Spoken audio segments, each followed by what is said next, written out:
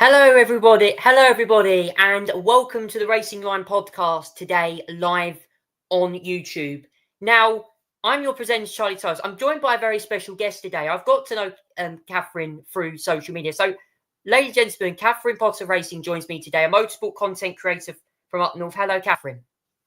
Hello, it's nice to join you on this podcast. So I do a lot of content creation, mainly around the British touring cars, but I do also do content creation on like all different motorsports. So yeah. Yes, no, it's great to have you on, Catherine. And this is why the reason I created this podcast was to get people on from the motorsport community because you know I myself, okay, I'm a huge fan of motorsport, and I know Catherine and yourself are as well. You are as well, and there's so much to discuss. And so primarily today's episode, we're going to focus on the British Touring Car Championship because I know for a fact that a lot of you guys who follow the BTCC obviously know that we now have had the mid-season, the summer break now coming in. Obviously, we now have the summer break. Thruxton obviously comes back at the end of July.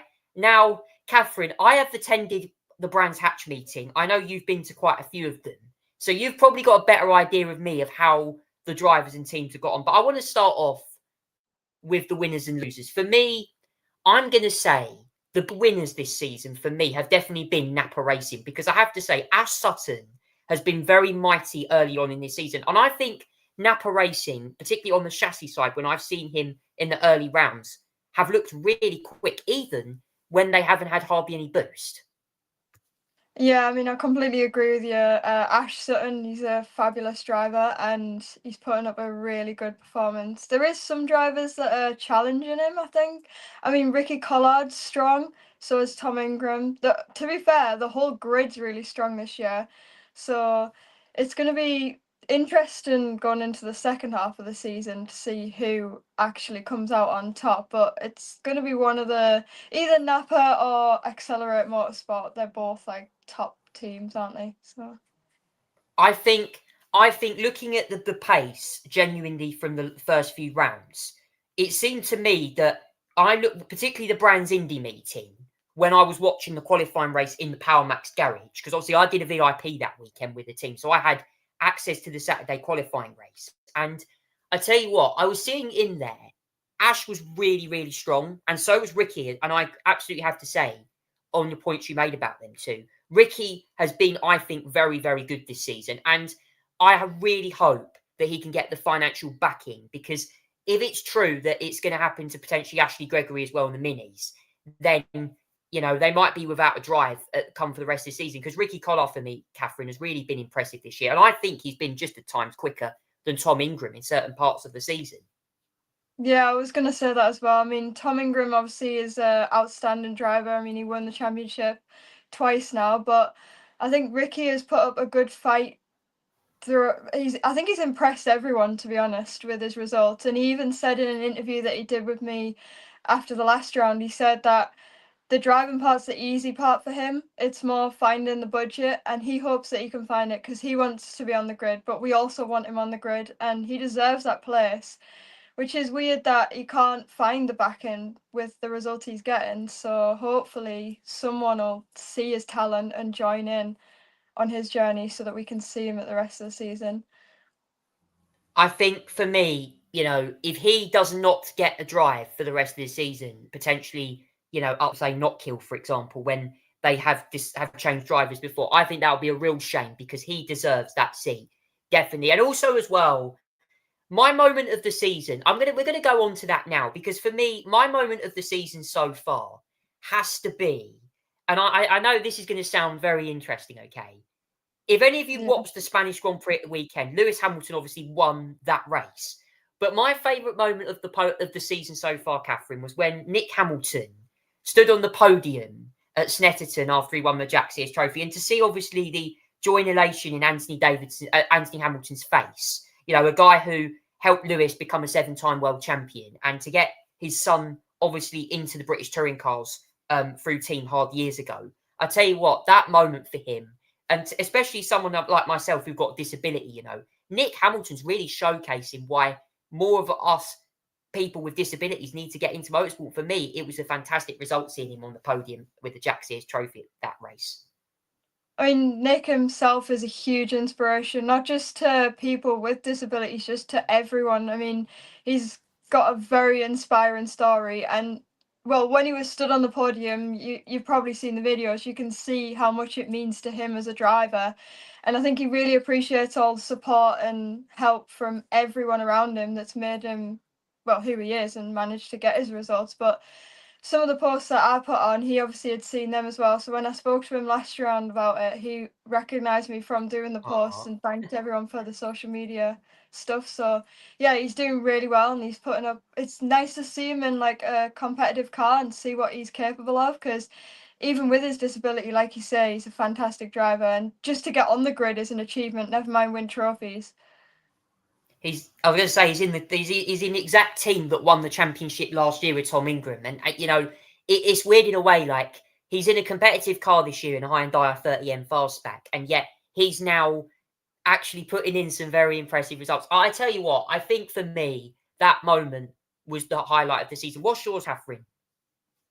Well, I was gonna say the exact same, and I knew when you said the highlight of the year that you were gonna say that one. So yeah, he's just an inspiration to everyone. I mean, there's obviously a lot of incredibly talented drivers on the British touring car grid across all the teams, not just the top teams that we've talked about, but Nick has got his own story and it's a very inspirational one, and he deserved every bit of that on the podium. I got emotional watching that interview with Jade Edwards where he spoke out about it, because he's such an inspiration to so many people, and I just feel like this podium or this Jack Sears Trophy win is great, and I hope one day he'll be able to cherish that moment. And if he imagine, I'd say in a few years, I reckon if he give him a competitive car and time to develop, I think he will definitely be a driver that could even potentially challenge for the title, but we never know. Anyway, I'm going to go on to my biggest losers of the season now. I'm going to start with Plato Racing, and can I just say, okay, anyone watched the Alton Park meeting? Whoever was there at Alton Park, okay, it was the Saturday was wet, and we came on to Alton Park. For me, I watched Adam Morgan running in the top 10, and I thought to myself, he was looking good. At one point, challenging Power Max and Ash Sutton, who had a collision with Josh Cook on the opening lap. Then suddenly it breaks down again. The Mercedes A35 had another issue. And Dan Rowbottom, I have to say, after Donington has been pretty dismal, has had pretty poor form. And I think, Catherine, this is a big issue for Plato Racing, because their car looked really quick in the first round. And it seems like they've obviously just lost either development or lost a lot of time, because they're just struggling, particularly with that car, whether it's pace or reliability or anything, really. I mean, well, Jason obviously is a good driver himself. He's done good in the championship before. Coming in as a team owner and brand new cars, it's a new team. It's obviously was always going to be a massive challenge for them. The pace, they had the pace. I think they have the potential. Whether it's just bad luck that, I mean, especially for like Adam Morgan, to the last one when he ended up DNFing from being in, I think he was in fourth place at one Yeah, point, he and was, then yeah. DNFing. So I don't know if it's, I think the drivers have the potential. I think it's just pure bad luck, really. But yeah. I think as well, I think there's also more caveats to this. For me, he did not I mean, Adam Morgan's been better than Rowbottom since that first round. I think just on pure pace, Rowbottom's been really struggling. And I think for me, Plato Racing will develop that car. And when we go to Thruxton, I really hope that they get a better result there, because it's a high speed circuit. There's not much in terms of there are very few corners. You've got the complex, you've got the first chicane. And for me, I just think that, look, I mean, we're going to come on to that now, actually, because obviously, to anyone who's been to a British touring car weekend, after doing the highlights here now, I just want to say, okay, I've only done Brands and Silverstone, so I have only got a rough idea of what I'm on about. But VIP, being a VIP, we're going to talk about that now. Now, obviously, Catherine, you've done a few VIPs yourself. I know you recently done one with Power Max, which is the one I'd done back in the Brands Indy meeting. Now, obviously, if Mark and David are watching this show, I'm sure if you're watching it right now, I bet you're all finding it very interesting about Dexter Patterson balancing plenty of weights on his arms the other day as I'm sure you know by their social media is fun. I really recommend you go Yeah. and listen to it. But for me, there's so many teams that offer different packages, and the whole point of the VIP experience is to be inside the action. You get access to the garage, access to the grid, you get access to basically anything in the media section. At Brands, that's what I had. And going on the grid at Brands was honestly one of my favourite experiences of my life. Going on there, seeing the cars up close. And it was just amazing. And I got to meet Dexter as well. Now, Catherine, obviously you've probably done a few more than me. What was your takeaways from the VIPs? Because there's a lot of people that are watching. There's a lot that's Well, included, isn't there? I mean, okay, some people would say it's a bit expensive, but when you think about it, you've got the likes of F1, which is obviously super expensive just to even Mm, go, never mind get any sort of luxury treatment. But the British touring cars is just different. Like you can get right up close to the drivers. Like all the drivers are friendly. I mean, if they're in a rush to get out on track, then that's fair enough. But like so last weekend, well, last time we were at Alton Park, Lewis Selby, we asked him, my brother asked him for an interview and he said, look, I need to get on the grid, but if you come and see me after the race, I'll happily do one. So, like, they oh, all make time for everyone, all of the fans. And I think VIP, no matter what team you go with, I've done it with Power Max Racing, I've done it with Accelerate Motorsport, and they're both just as good as each other. You get right up close to the drivers. I mean, you get to speak to them, you can get them to sign your merch, whatever you want. And then to get in the garage and just see how much hard work goes on behind the scenes, that some people don't realize how much hard work does actually go into it. So I think it's just one of those things that everyone should try at least once. I mean, they look after you, you get fed, you get track walk, you go on the grid right up close to the cars before they go on track, which mm. is very cool in itself. So yeah, I think everyone should try it. It gives you a whole different feeling of British motorsport, really. It's a new perspective, and I have to say, when I done it at Brands for the indie meeting, I was just it was so different because I saw all the fans waving to us by Clearways onto Bradman Straight, and it was just Yeah, amazing. Like all the fans waving to you, and you like because this grid walk is only exclusive to VIPs, and obviously you have the autograph sessions on the Sunday mornings, but for me, I mean, I really liked it so much that I've decided to book again for the GP finale in October with Restart Racing, and I'm yeah, going to try Restart out.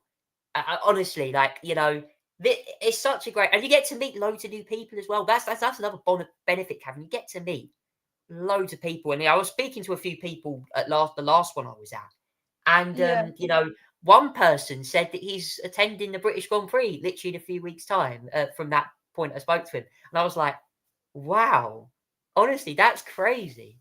yeah. That's pretty cool. So, well, I've obviously met a lot of people, and a lot of people have got to know me obviously through social media. So whenever I go into touring car paddocks now, people that I don't know just stop me, like the mechanics and team owners, like all of them, even the drivers now as well, and say like, we really enjoy watching your social media stuff, so keep it up and stuff, which is obviously a really nice feeling in itself. But I've heard that I haven't done Restart Racing Hospitality, but I've heard that they've got a simulator in there, so that'll be cool Yes, they when have. you get to go there. They Yeah. have. I saw it on I saw it on TikTok. I have to say, I was like Yeah. itchy to get that. I literally itched to get that ticket because I thought I was a sim in there. I've got to do it. And Yeah. honestly, honestly getting on a sim is really cool. I've done it at Silverstone. I've done it at Brands. And Yeah. when you drive front wheel drive touring cars, they're so fun. But anyway, that's all the BTCC stuff done now. We kind of done that pretty quick. But we're going to come on to the next bit. I just thought I'd give this a mention. Now, a lot of you guys have been seeing on social media about Shift. This is apparently some so-called BTCC film that is apparently going to be released very, very soon, or is in the stages of developing. Now, Catherine, I believe you've spoken to one of the directors of this. What's your assessment on this so far? So the film itself is going to be based around the touring cars. It's getting filmed from what I believe this year, and then next year it'll be coming out, like the end of next year. Obviously we've seen, well, Ricky Collard's car has Shift on the side of it, which is obviously getting a lot of exposure, and I think BTCC official page has now announced it as well, so that's pretty cool. So I think just it's gonna be, if it comes off and if it's, well, I mean, it's already gaining a lot of traction, so I feel like it's going to be good for the community, and it's giving people that don't even know anything about touring cars an opportunity to learn about it. Because I think it is, well, the touring car is obviously big to the people that are involved in it, but I think Mm. it could definitely do with a larger fan base. I mean, sometimes I believe it's better than F1. Bit controversial, but it could. The racing is. No, I have to agree. I have to agree. Honestly, after watching after watching 130 hours Mercedes slowing down through that corner with the new regs and the battery kicking, I was like, God forbid super clipping. Honestly, like the BTCC is a better series to watch. It's cheaper. I can do that instead of spending £2,000 at Silverstone. So Well, yeah, it's yes, cheaper for one, which is obviously a big bonus. I think it's only around, well, I mean, max it's like 60 quid a weekend for the mm, general admission tickets. But it's just the fact that the atmosphere, you can get up close to the drivers, you can walk through the paddocks, you can see not just the touring cars, but obviously all the support packages. mm. And like the whole atmosphere is just so much better, and the action on track as well. It's just like proper door-to-door racing. It's great. I think the support action as well, particularly for the British touring cars, is Yeah. really good. Like, we got the mini challenge, you got Porsche Carrera Cup, you've got, British F4, which I think is a really good series to watch. There's some great drivers in that. One of the drivers was the Canadian Autumn Fisher. She raced at Montreal the other week in F1 Academy. So, there's Yeah. so many drivers that can race in these series, and there's some really good talents, coming through the ranks. So, yes, anyway, that's all the BTCC stuff done. We're going to actually come on to a few other things now because we've got some time to film them.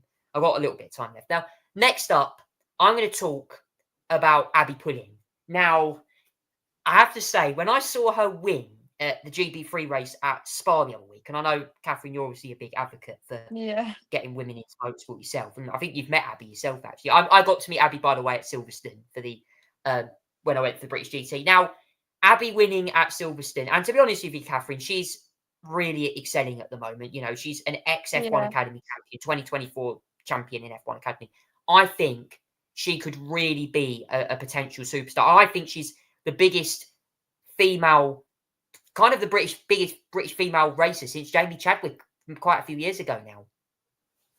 Well, I think, so I first met Abby when she was racing in karts back in 2018, which is obviously quite a while ago now. And obviously at that point she was just, I don't know how long she'd been in it, probably just starting a career, but my dad said, "Oh, should we get a photo together just because we're both girls in motorsport?" And then a few years down the line now, look where she is. She's doing really well. I also met her, was it last year, I think, at the British GT as well. So, and to see how far she's come since racing in the karts to now, like, well, she was F1 Academy champion, and now she's doing so well for herself and inspiring so many females into the motorsport world, which obviously it is a male dominated sport, but I think from back when I started to now, there's a lot more females getting involved, whether Mm. it's through driving itself, but motorsport isn't just, there's so much more than just being that driver. Like, obviously, with yourself and me, we both do content creation now, and like, there's just so many different avenues you can go with motorsport. So it's great. I think she's a real talent, and the thing is as well. I look at Ashley Gregory in the minis. I look at Jodie Sloss, in the GTS, and I think she's going to be doing this weekend's Spa 24-hour GT race. There's so much potential in female racers, and I think there's some really, really good. Really, some of them are really good, and I think Abby Pullen is a big inspiration to all these people. And I think Alice Powell has been a fantastic driver coach for her. They were commentating on the F1 last week. They were the first Yeah. all-female all-female lineup for the F1. It was amazing, and I think she's going to have a big, big career going forward. Definitely, Catherine. When you look at it, I think progression for Abby's going to be massive if she continues this form. Definitely. But like the hard work and stuff behind the scenes. So when we went to the British GT, you can see her prepping before the race, and she just puts in so much hard work behind the scenes that we obviously don't all see. And like it's rewarding now because she's getting these achievements and she fully deserves it because like it's not just from her, it's from all of her team, her mom, her dad, like they're all just putting in all this support and it's finally getting recognized because she's doing so well on track, which is great to see. And yeah, you're right, she's such an inspiration to like all these women in motorsport. Well, not just women, she's an inspiration to other men as well in motorsport. She's just an inspiration to everyone. The fact that I mean, it's amazing, and I have to say the drive she done in Spa was amazing. I think it's one of the best drives Yeah. that she done since her F1 Academy days. And if it's true that Dorian Pan's the next female to come through in the European Le Mans series, I'll be very interested. Now we've got a couple more things before we wrap the show up. Now I want to talk quickly about the big news from the World Endurance Championship. Now, okay, obviously we had Le Mans last week, and I'm going to come on to that as well. But the big news I'm very excited for is it's coming back to Silverstone for the first time since 2019. Oh my God. Thank goodness WEC is coming back, because Silverstone is obviously an iconic circuit. I do prefer going to Brands to watch racing. That's honestly my opinion. But Silverstone's still a great track, probably better to overtake on.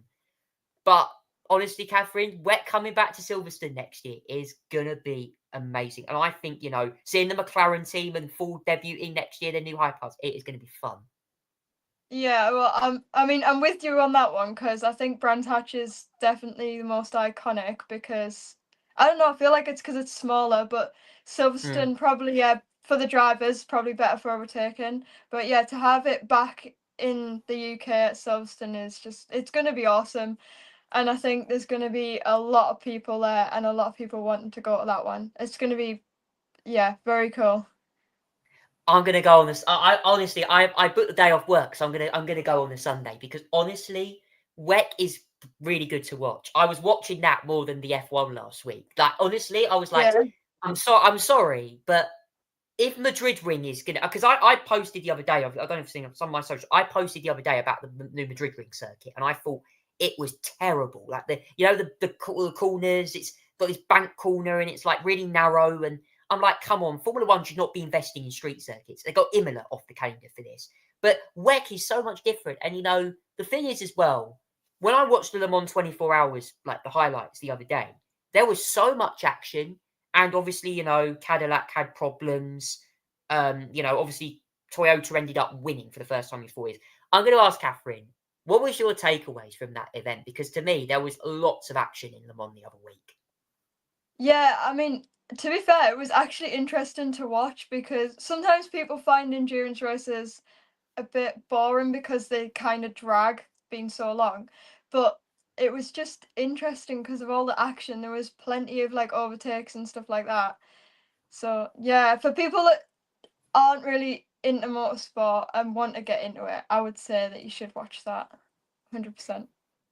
I think it's really good. I really enjoy it. I mean, I've watched it since the start of this year, and for Yeah. me, it's amazing. And to be able to to go to this bit. I know the tickets are more expensive than I expected for Silverstone, but I think it's going to be interesting to see how they get on. Now, the final bit of the show, I thought I'd add this in quickly. We'll do an F1 discussion at the end of the show now. Okay. Now, I want to get to the point of this.